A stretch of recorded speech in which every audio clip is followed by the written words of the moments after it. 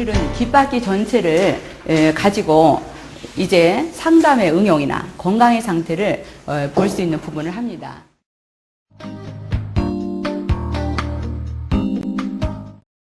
지난주에 우리가 공부를 했던 대이륜 하각과 그 다음에 삼과가는 바로 인체에서 허리 부위, 그 다음에 둔 부위에 해당하는 그 부위뿐이 아니라 또 자골신경이 주관을 하고 있고 또 변비점이 있어서 우리가 귀 마사지만 통해서도 정확하게 한다고 하면 변비점을 취하게 되면 어떻게 되냐면 설사를 할 정도로 30분 이내에 설사를 할 정도로 그러한 반응도 나타납니다. 그래서 맨 처음에 우리가 할 수 있는 것은 귀 마사지를 통해서 귀 자극요법을 통해서 여러분들이 생활 속에서 예방을 하게 되고 그 다음에 또 개선이나 그런 퇴행이 이루어지는 부분들을 우리가 수시로 관리를 해주는 것을 원칙으로 하죠.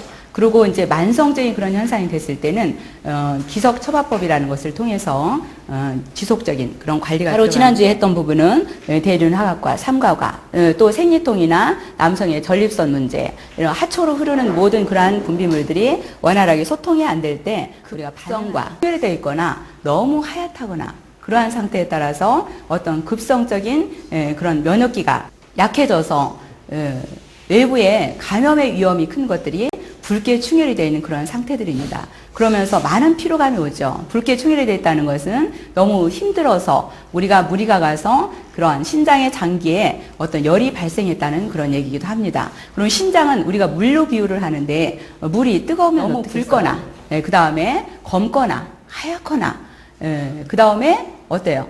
노랗거나 이러한 상태들이 됐을 때 그 사람의 상태가 몸의 상태가 어떤가 이런 것을 우리가 볼 수가 있습니다. 반응성으로도 본다고 그랬습니다.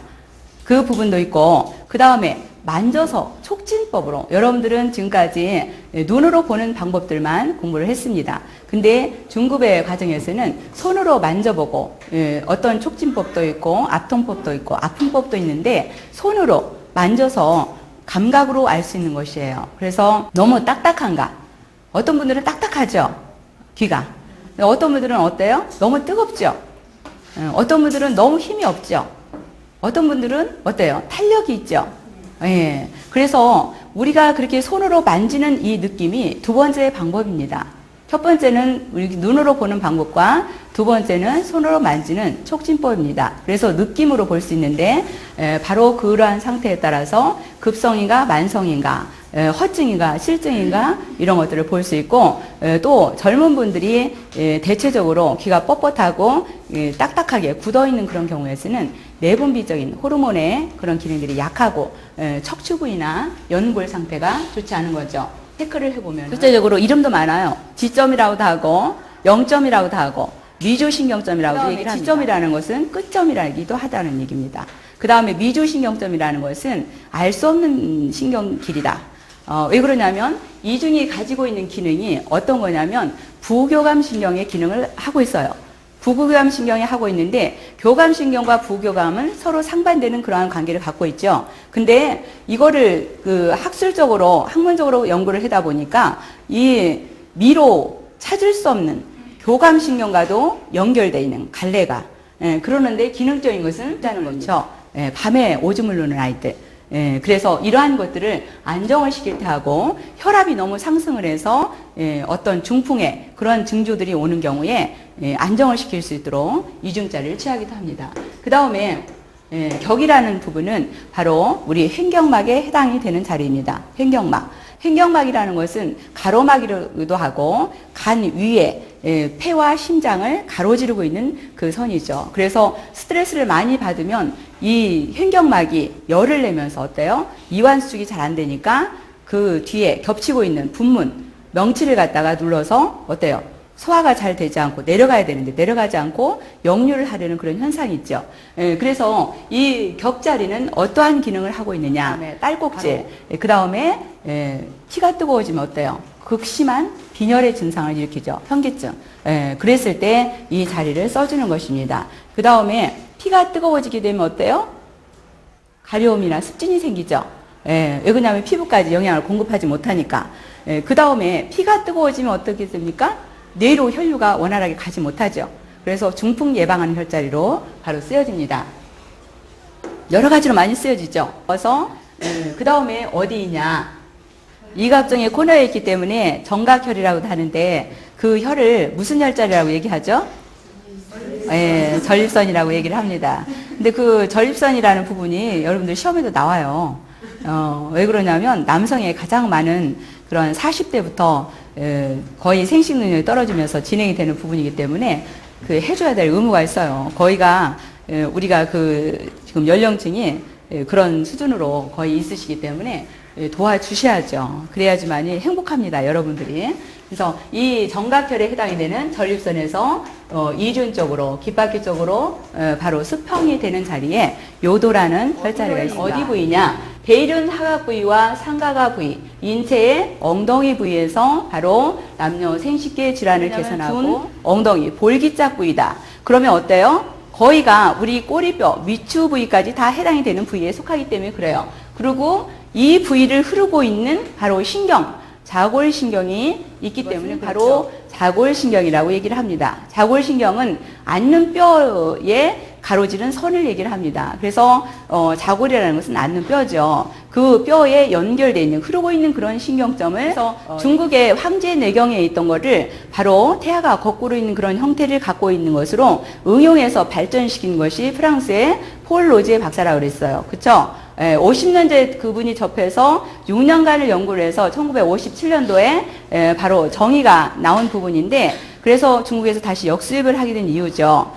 이 부분은 시험 문제도 나옵니다. 그러니까 잘 참고를 하세요. 그 정의에 대해서 말씀을 드리는 건. 근데 이분이 바로 자골신경 때문에 그 오랫동안 고통을 받는 자기의 내담자가 있었어요.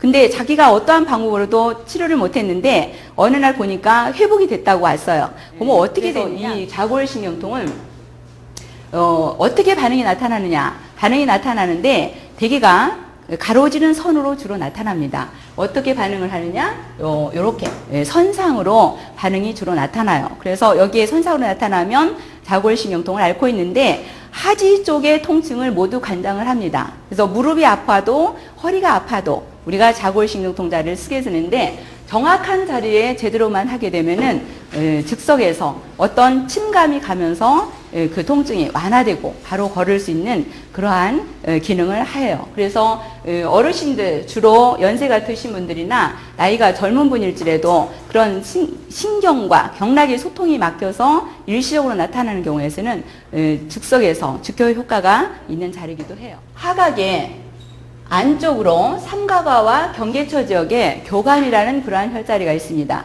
이 교감이라는 것은 우리 그 신경 중에서 귀에가 156개 혈 중에서 신경계통의 혈이 18개가 있다고 그랬어요. 그 18개가 있는 것 중에서도 자율신경을 조절하는 아주 중요한 그러한 혈이죠. 그래서 확장시키고 수축시키는 그런 기능을 하면서 땀을 조절을 하기도 합니다. 그래서 수렴작용을 하죠. 다한증이나 무한증. 땀이 나는 것은 우리가 몸에 골고루 필요할 때 나는 것은 아주 혈액순환이 잘 된다는 의미예요. 근데 땀이 부분적으로 나거나 안 나는 거 어때요? 몸의 자율신경이 문란해지거나 문제가 발생해서 나타나는 거죠. 그래서 땀이 흐른다는 것은 바로 피가 흐르고 있는 그런 증거죠. 그러는데 어때요? 잠을 자면서 땀에 푹 젖어 있는 도한증이 있죠. 잠자면서 땀 그렇게 나보셨어요? 어떤 현상을 갖고 있느냐? 산을 너무 많이 배출을 합니다. 우리가 식사 시간이 항상 규칙적이고 그러한 적절한 양을 먹어줘야 되는데 그러지 못하고 어떨 때는 먹고 어떨 때는 먹지 않고 그러죠. 그래서 이런 것으로 인해서 무슨 증상이 나타나요? 속쓰림이 나타나기도 하고 위하수가 생기기도 하고 위에 문제를 발생을 하는 것도 바로 우리의 감정과 소화계통은 직결이기 때문에 그래요. 그래서 너무 산이 많이 배출이 돼서 속쓰림을 일으켜서 내장 통증을 일으킬 때, 그래서 내장 통증이 있었을 때 바로 교감자리를 취하게 됩니다. 그래서 내장 통증을 안정시키는 그러한 자리다. 그 다음에 지거나 너무 심장이 뛰어서 밤에 잠을 못 자는, 숙면을 취하지 못하는 이런 상황에서도 이 교감자리는 사용이 돼요. 이 교감자리는 참 여러 혈들도 다 중요하지만 굉장히 많이 활용이 되고 있습니다. 삼각진 굴처럼 생겨있다. 그래서 굴와를 써서 삼가가라고 이름을 지은 부위가 있습니다. 이주구역에 있는 바로 상지골을 했습니다. 골격계통을 다 한 다음에 앞에 있는 정말 짜증나죠. 그런 거 경험해 보셨어요? 경험을 해 보셔요. 그러면 어떤 느낌하고 식욕도 떨어지고 여러 가지 짜증도 나고 그런 부분들이 되면서 아무리 좋은 걸 먹어도 어때요?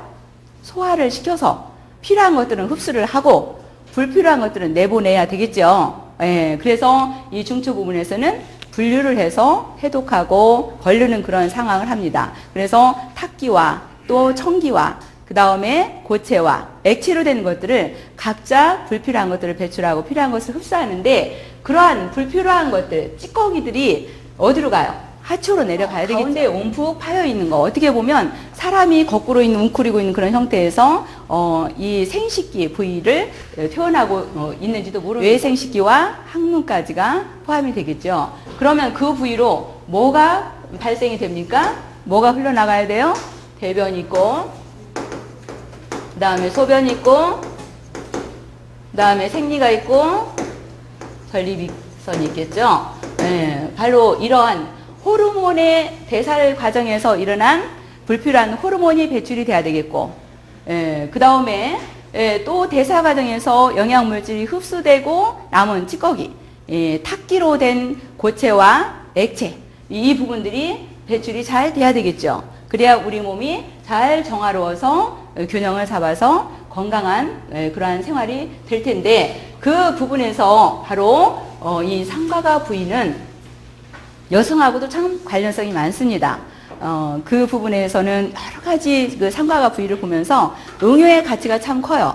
그래서 결혼을 하지 않은 아가씨들의 그런 삼가가와 결혼을 한 기혼 여성의 삼가가, 그 다음에 폐경 이후의 그런 삼가가의 형태, 이런 것들이 무슨 색깔? 선홍색으로, 모세혈관이 선홍색으로 가득 들어차 있으면 어떤 형태냐? 생리가 막 시작이 된 형태다. 그래서 생리의 유무를 알 수 있는 자리가 이 삼과가입니다. 그 다음에 건강한 귀는 무슨 색깔을 갖고 있다고 그랬죠?